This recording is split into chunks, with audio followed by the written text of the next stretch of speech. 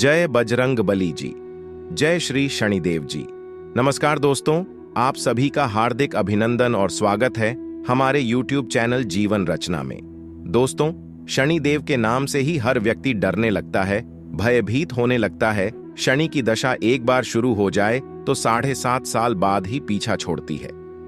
शनि की 7.5 एक मनुष्य के जीवन में बहुत ही तरह की परेशानियां लाती हैं। लेकिन दोस्तों, हनुमान भक्तों को शनिदेव से डरने की बिल्कुल भी जरूरत नहीं है।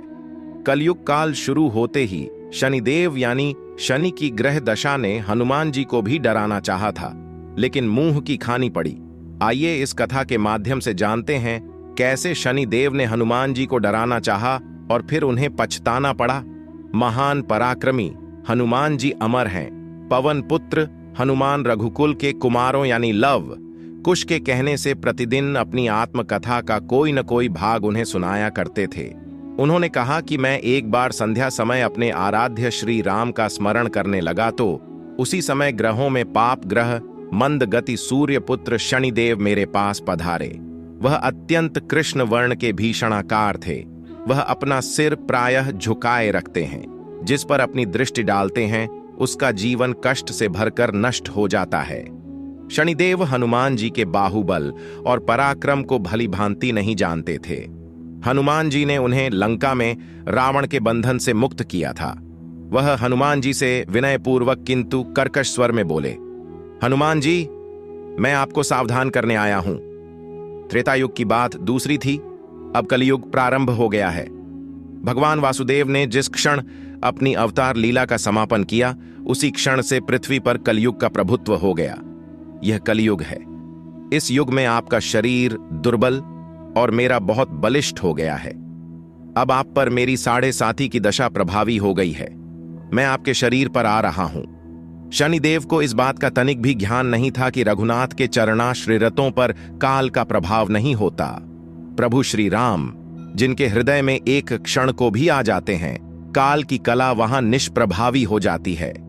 इस घोर कलयुग में प्रभु श्री राम के सेवकों का नियंत्रण संचालन पोषण प्रभु स्वयं ही करते हैं। उनके सेवकों की ओर दृष्टि उठाने का साहस कोई सुर असुर भी करे तो स्वयं अनिष्ट भाजन होता है। शनिदेव के अग्रज यमराज भी प्रभु के भक्तों की ओर देखने का साहस नहीं कर पाते। हनुमान जी ने शनिदेव को समझाने का बहुत प्रयास किया। हनुमान जी ने कहा कि आप कहीं और चले जाएं।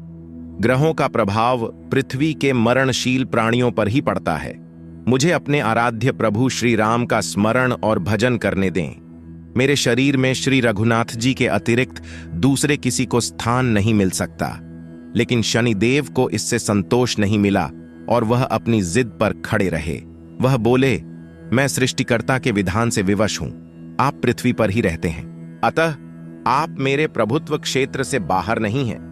पूरे 22.5 वर्ष व्यतीत होने पर 7.5 वर्ष के अंतर से 2.5 वर्ष के लिए मेरा प्रभाव प्राणी पर पड़ता है और यह गौण प्रभाव है।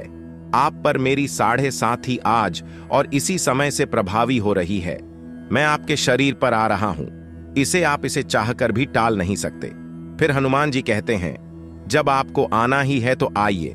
अच्छा होता कि आप मुझ वृद्ध को छोड़ ही देते। फिर शनिदेव कहते हैं, कलयुग में पृथ्वी पर देवता या उपदेवता किसी को नहीं रहना चाहिए। सबको अपना आवास सूक्ष्म लोकों में रखना चाहिए।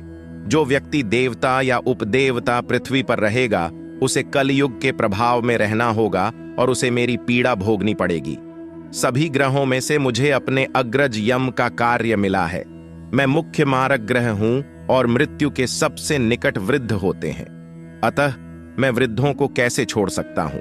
हनुमान जी बहुत ही विनम्र स्वभाव से शनिदेव जी को पूछते हैं, आप मेरे शरीर पर कहां बैठने आ रहे हैं। शनिदेव गर्व और अहंकार से कहते हैं, प्राणी के सिर पर। मैं 2.5 वर्ष प्राणी के सिर पर रहकर उसकी बुद्धि विचलित बनाए रखता हूं, जिससे व्यक्ति कोई भी कार्य ढंग से नहीं कर पाता।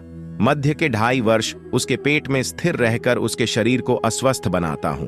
फिर अंतिम 2.5 वर्ष पैरों में रहकर उसे भटकाता हूं। इतना कहने के बाद फिर शनिदेव हनुमान जी के मस्तक पर आ बैठे।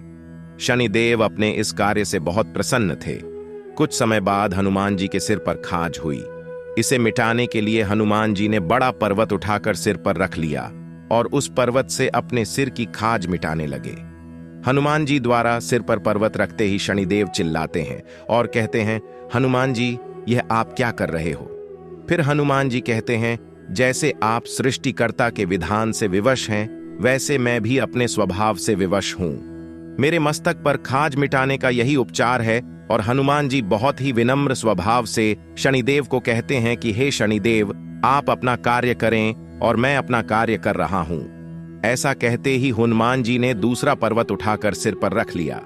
इस पर शनिदेव कहते हैं, आप इन्हें उतारिए, मैं आपसे समझौता करने को तैयार हूं। लेकिन हनुमान जी कहां मानने वाले थे। उनके इतना कहते ही हनुमान जी ने तीसरा पर्वत उठाकर सिर पर रख लिया तो शनिदेव चिल्लाकर कहते हैं, हे वायुपुत्र हनुमान जी, मैं अब आपके समीप भी नहीं आऊंगा, कृपया मुझे क्षमा करें। फिर भी हनुमान जी नहीं माने और चौथा पर्वत उठाकर सिर पर रख लिया और जोर जोर से अपना सिर खुजलाने लगे। शनिदेव फिर चिल्लाते हैं, हे पवन कुमार, त्राहिमाम ताहिमाम। रामदूत, मैं आपको वचन देता हूं कि मैं उसको भी कभी पीड़ित नहीं करूंगा जो आपका स्मरण और भक्ति करेगा। आपसे विनती है कि मुझे उतर जाने का अवसर दें। हनुमान जी कहते हैं, आपको बहुत शीघ्रता से अपनी गलती का ज्ञान हो गया। अभी तो पांचवां पर्वत बाकी है। और इतने में ही शनि मेरे पैरों में गिर गए और कहा, मैं सदैव आपको दिए वचनों का स्मरण रखूंगा। फिर आघात के उपचार के लिए शनिदेव तेल मांगने लगे। हनुमान जी तेल कहां देने वाले थे? वही शनिदेव आज भी तेल दान से संतुष्ट होते हैं। इसीलिए हर शनिवार के दिन भगवान शनिदेव पर तेल चढ़ाया जाता है ताकि वह संतुष्ट हो सके। दोस्तों, हम उम्मीद करते हैं कि आपको शनिदेव महाराज और हनुमान जी की यह पौराणिक कथा पसंद आई होगी। ऐसी ही पौराणिक और धार्मिक कथाओं के लिए हमारा चैनल जीवन रचना जरूर सब्सक्राइब करें। आप सभी का बहुत बहुत धन्यवाद।